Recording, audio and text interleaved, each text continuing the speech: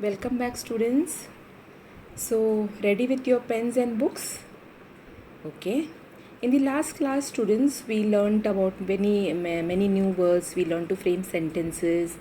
We learned about special schools, special students, special educators.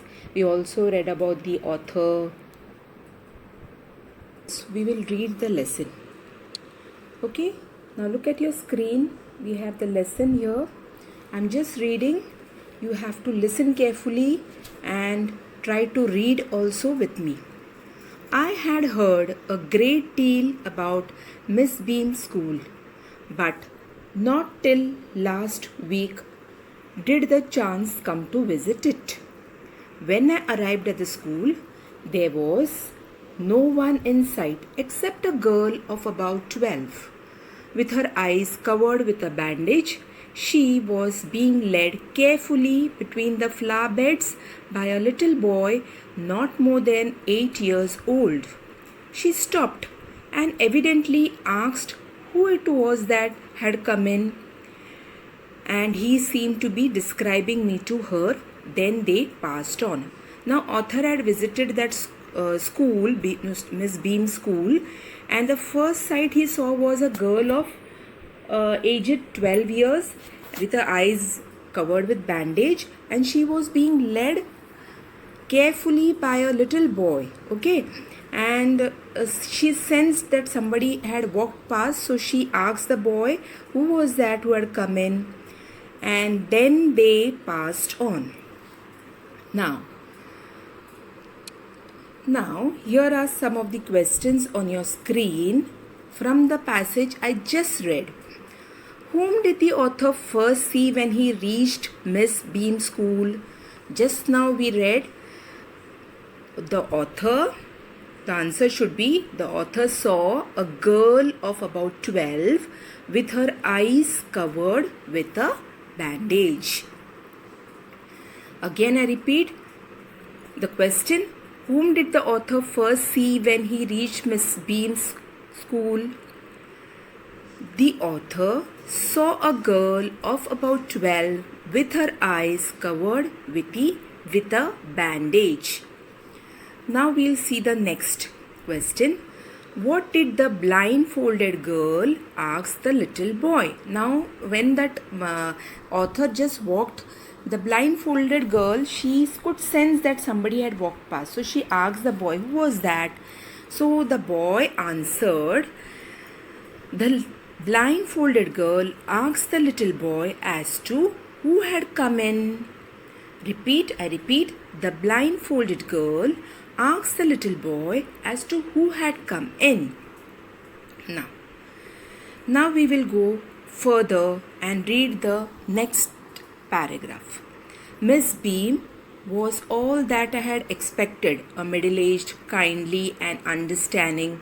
Her hair was beginning to turn grey, and she was plump in a way that would be comforting to a homesick child. We talked idly for a little while, and then I asked her some questions as to her teaching methods, which I had heard were simple. Now, the author met Miss Beam, and he had a picture about her in his mind. So she was almost the same, like he had expected. She was a middle-aged, kindly, and her hair was beginning to turn grey. She was a bit plump, and they would be comforting to a homesick child, means like very kindly and understanding nature. And they spoke for a little while, and then they spoke about the questions and the teaching methods that Miss Beam used in that school. And okay, so now let's go further, children. Now on your screen you have a question. Can you name some of the nouns in the paragraph? Okay, now we'll go back and see the paragraph again. Now I can see some nouns here. Miss Beam, it's a noun. It's a proper noun. Okay, noun. Then hair is a noun. Okay, then child is a noun. Then can you see any other nouns there? No, I don't think so. So we have how many nouns? Miss Beam, hair and child. These are the nouns in that paragraph. Now, describe the appearance of Miss Beam. Now, Miss Beam was just described there. How was she? She was kindly understanding. She was middle-aged woman. Okay, she was a middle-aged woman, and her hair slightly beginning to turn grey. Let us have a look again. Her hair beginning to turn grey. She was plump also. All these descriptions are given about her. Now let us see how the answer we shall answer that. Okay. The question is describe the appearance of Miss Beam. Now, Miss Beam was a middle-aged plump woman whose hair was beginning to turn grey. Whose hair was beginning to turn grey. Now we will move to the next stanza, children. No man then is needed to help them to learn how to do things, and those only of the simplest spellings, adding, subtracting, multiplying, writing.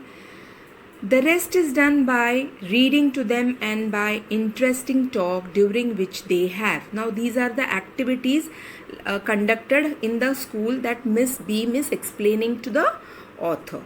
Okay. Let us continue. To sit still and keep their hands quiet. Practically, there are no other lessons at all.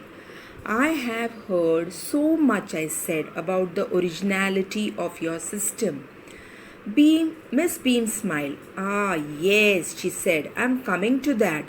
The real aim of this school is not so much to instill thought as thoughtfulness, humanity, citizenship. That is the ideal I have always had, and happily there are parents good enough to trust me to try and put it into practice. Now, look out of the window a minute, will you?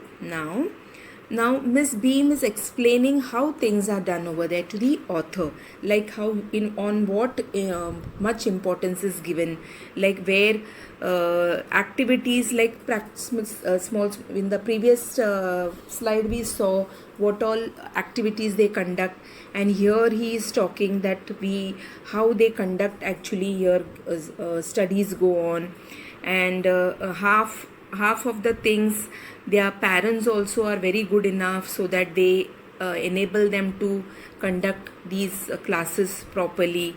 So now see the last line, look out of the window a minute. Miss Beam is asking the author to just have a look out of the window.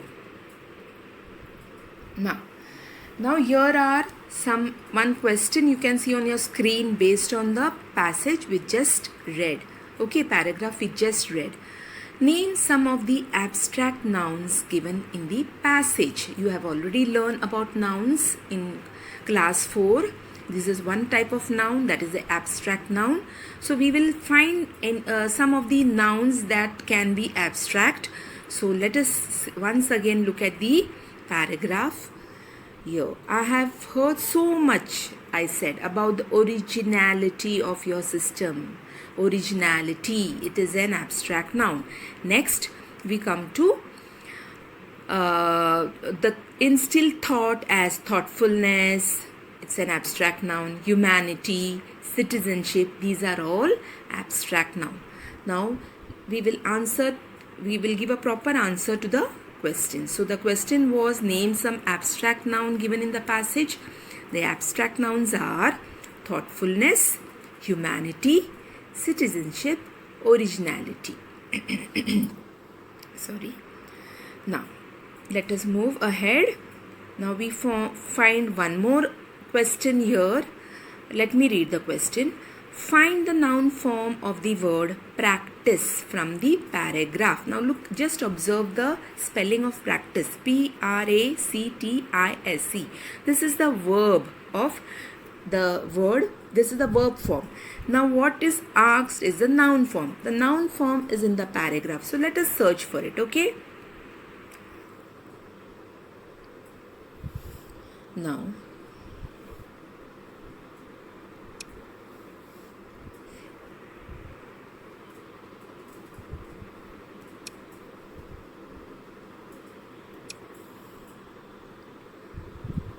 okay.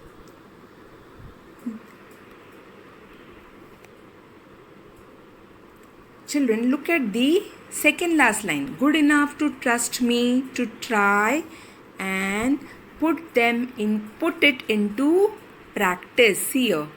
Practice. Look at the spelling, children. Practice.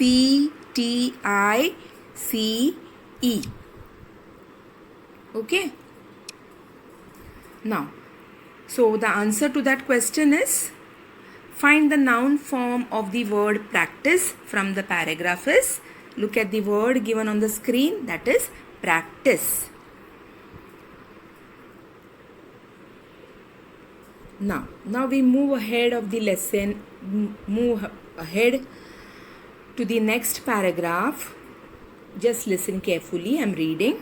I went to the window which overlooked a large garden and playground at the back. What do you see? Miss Beam asked. I see some very beautiful grounds, I said, and a lot of jolly children. But what perplexes me and pains me too is to notice that they are not all as healthy and active as I should wish. As I came in, I saw one poor little thing being led about owing to some problem with her eyes, and now I can see two more in the same plight. While there is a girl with a crush just under the window watching the others at play, she seems to be a hopeless cripple. Miss Beam laughed. Oh no, she said. She's not lame. Really, this is only her lame day. Nor are those others blind. It is only their blind day.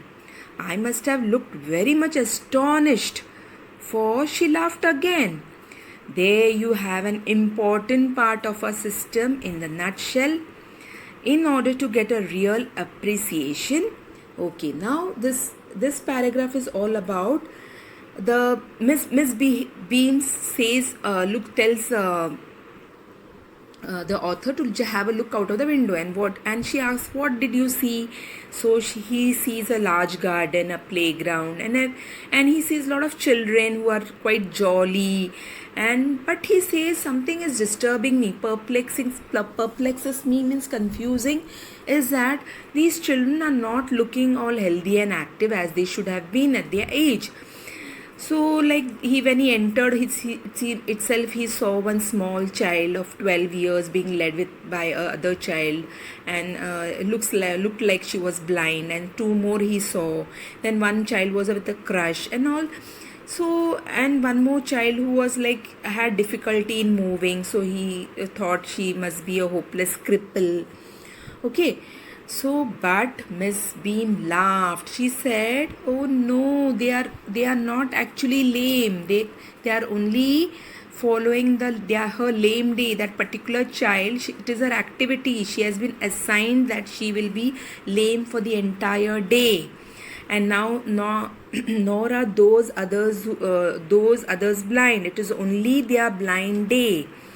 I must have. So when Miss Beam said, the author was astonished, and it was very obvious by the look at his face. He looked very astonished. For Miss Beam laughed again. There you have an important part of our system. That means this was a speciality in that school. That is what Miss Beam was trying to explain to the author. Now we will see what we have ahead.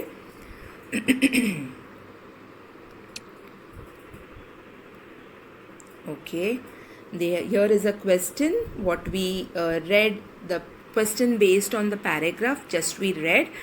What was the author pained and perplexed? As you understood, why was the author pained and perplexed? Because he saw the children were they were all like jolly little kids, but they were looking not so healthy and active, and they were blind children. They were some crippled and lame. So he was little perplexed. What is this all about? So how can we answer this question? We will have a look. The author was pained and perplexed because he noticed that the children were not all that healthy and active they should have been. I repeat, the author was pained and perplexed because he noticed that the children were not all as healthy and active they should have been. Let us move and see the next question. How many blind children did the author see? Now just think, when the author entered itself, he saw one girl who was 12 years old, and then he saw two more. Okay, that there was a mention in that paragraph. So totally the answer should be, the author saw 3 blind children in the school, in Miss Beam's school. Okay, author saw 3 blind children. Let us move ahead and see what next question is there in store for us. Can you pick some of the adjectives from the paragraph? Now you have children, you have learnt adjectives. What are those? They are describing words. They describe a noun. Okay, so let us see any such words are there in the paragraph or no. Okay, we'll go back to the paragraph what we read just now. Now the first line, look at the first line, children. I went to the window which overlooked a large, come on, large is a adjective. Now then, large garden, that large is and then the next line, Miss Beam asked, I see some very beautiful, again beautiful is an adjective. Then we come to, and next line, lot of jolly children are being described as jolly, so jolly. Okay, then the next line, healthy, active.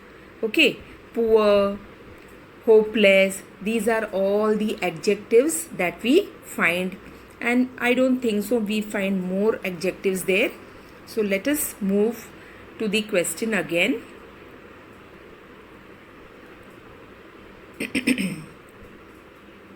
Yeah, what was the question? Can you pick out some of the adjectives from the paragraph?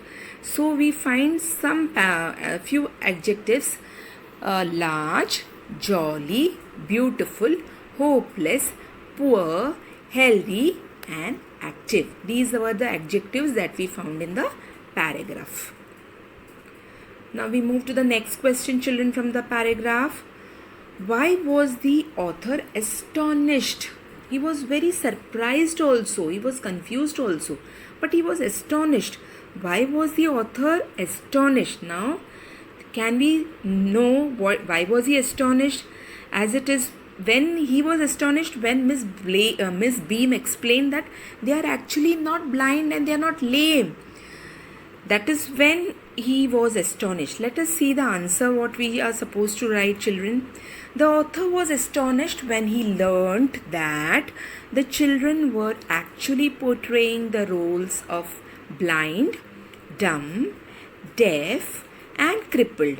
But in reality, they were normal children.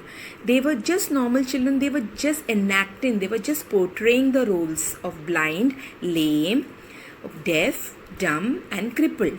So the answer is, the author was astonished when he learned that the children were actually portraying the roles of blind, dumb, deaf, and crippled.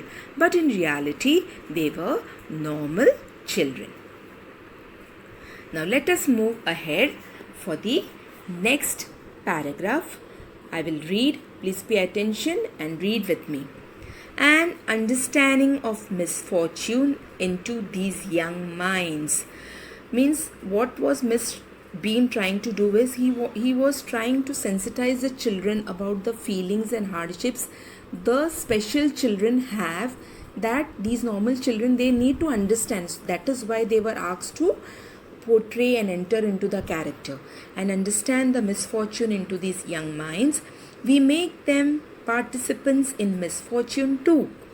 In the course of term, every child has one blind day, one lame day, one deaf day, one maimed day, one dumb day.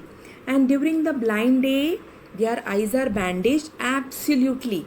And it is a point of honor not to peep. Nobody will cheat. They will respect that. Today I am blind means I am completely blind. I am not going to peep. So the bandage is put on overnight. They wake up blind means when the child before sleeping itself the bandage is put on his eyes, and the moment he gets up from his bed, that moment itself he has to act as he is blind. Okay, this means that they need assistance in everything. The other children are told to help them and lead them about.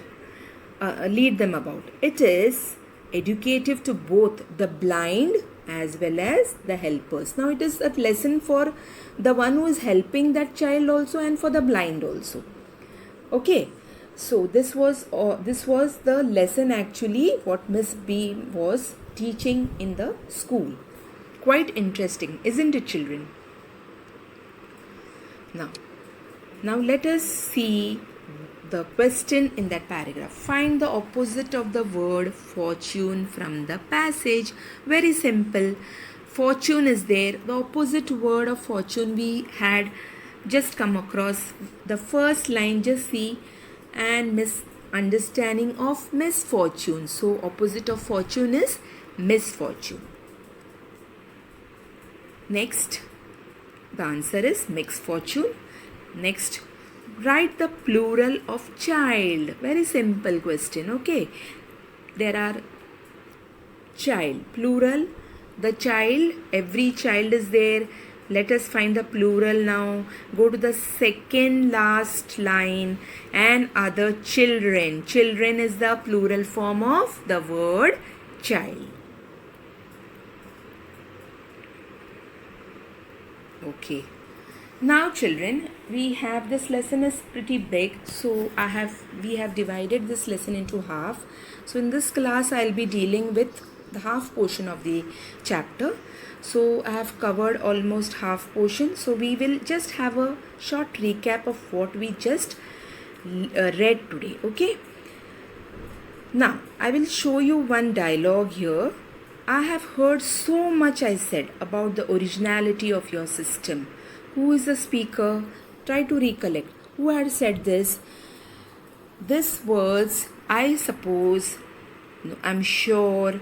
Again I repeat, I have heard so much I said about the originality of your system. The author is visiting the school, right? So author is saying this to Miss Beam. So who is the speaker? Next, the author is the speaker of that sentence, of that statement. Okay, shall we move to the next? Oh no, she said. She is not lame. Really, this is only her lame day. You remember the author was really astonished, and then what explanation did Miss Beam give? Oh no, she said.